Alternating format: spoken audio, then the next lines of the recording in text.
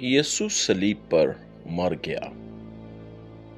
حالانکہ رومی گورنر جانتا تھا کہ یسوع نے کچھ بھی غلط نہیں کیا، پھر بھی اس نے اپنے سپاہیوں کو حکم دیا کہ یسوع کو لکڑی کی صلیب پر کیل ٹھونک کر مار دے۔ اس نے یہ اس لیے کیا کہ وہ کچھ یہودی مذہبی رہنماؤں کو خوش کرنا چاہتا تھا اور تاکہ لوگ فساد نہ پیدا کریں۔ سپاہیوں نے یسوع کو ایک باری لکڑی کا شاتیر اٹھانے پر مجبور کیا جب وہ اسے وہاں سے لے جا رہے تھے، چونکہ انہوں نے اسے بہت زیادہ مارا پیٹا تھا، اس لیے یسوع بھاری شتیر کے نیچے گر پڑا۔ تب سپاہیوں نے ایک اور آدمی کو وہ شتیر اٹھانے پر مجبور کیا۔ تقریباً صبح 9 بجے ایک جگہ پر پہنچے جسے کھوپڑی کہا جاتا تھا۔ وہاں انہوں نے یسوع کے ہاتھوں کو لکڑی کے صلیبی شتیر سے اور اس کے پاؤں کو لکڑی کے ستونوں سے کیلوں کے ذریعے ٹھونک دیا۔ پھر انہوں نے اس ستون کو سیدھا کھڑا کر دیا۔ جب یسوع صلیب پر لٹکا ہوا تھا تو انہوں نے یسوع کو یہ کہتے سنا، اے میرے باپ، ان آدمیوں کو معاف کر، کیونکہ یہ نہیں جانتے کہ وہ کیا کر رہے ہیں۔ کچھ سپاہیوں نے یہ دیکھنے کے لیے جوا کھیلا کہ ان میں سے کون یسوع کے کپڑے جیتے گا۔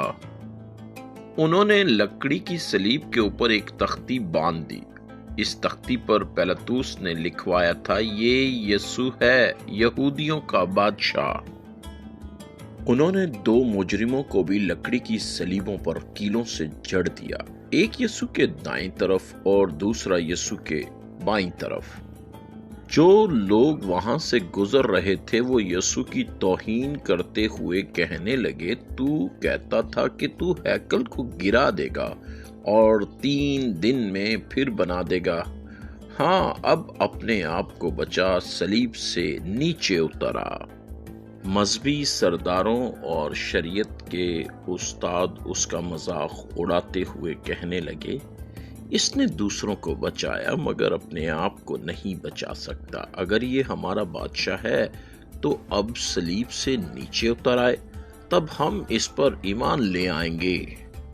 یسوع کے ساتھ صلیب پر ایک اور مجرم نے بھی اس کا مذاق اڑاتے ہوئے کہا، اگر تم ہمارے بادشاہ ہو تو اپنی جان بچاؤ اور ہماری بھی جان بچاؤ۔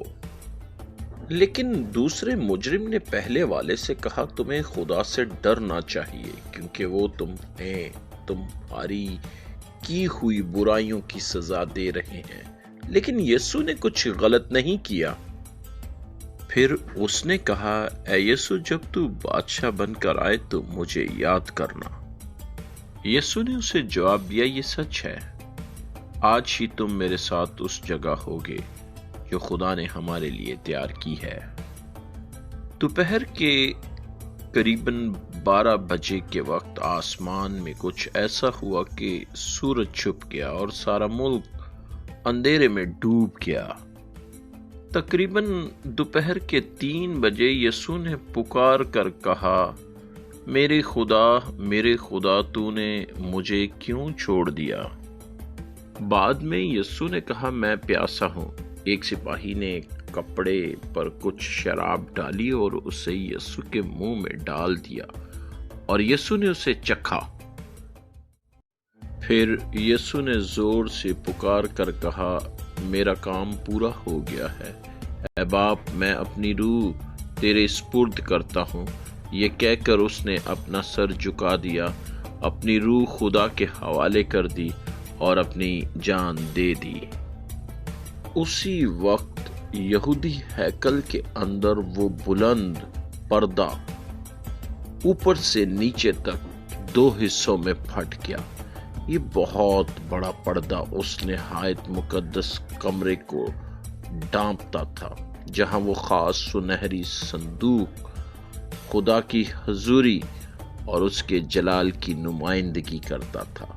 خدا نے خود یہ پردہ پھاڑ دیا تاکہ ظاہر ہو جائے کہ اب یسوع کی قربانی भरोसा करने वाले हर शख्स के लिए उसकी हजूरी तक रास्ता खोल देती है। फिर जमीन लरजाने लगी, बड़े बड़े पत्थर टूट गए और कब्रें खुल गईं। वो लोग जो खुदा की इबादत करते थे और मर चुके थे दोबारा जिंदा हो गए, और बहुत से लोग उन्हें जिंदा देखकर हैरान रह गए। जब रोमी सिपाही का कप्तान ये सब कुछ होते देख रहा था तो उसने कहा, यह आदमी वाकई खुदा का इलाही मसीहा था। बाकी लोग वहां से रवाना हो गए, दिल में गहरा गम महसूस करते हुए।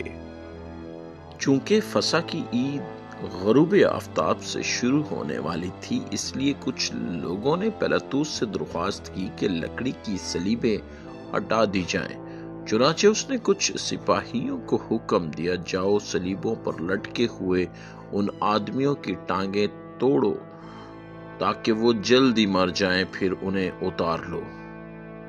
बस सिपाहियों ने दोनों मुजरिमों की टांगें तोड़ दी, लेकिन उन्होंने देखा कि यीशु पहले ही मर चुके थे, इसलिए उसकी टांगें नहीं तोड़ी। यकीन करने के लिए कि वो वाकई मर गए हैं, एक सिपाही ने यीशु के सीने में नेजा घोंपा और खून बह निकला। यीशु के बहुत से दोस्त, मर्द और औरतें ये सब वाकयात होते देख रहे थे। उनमें से कुछ ने ये बातें लिखी ताकि हम जान सकें कि ये सच है और ईमान ला सकें कि यीशु खुदा का बेटा है और हमें हमेशा की जिंदगी मिल सके।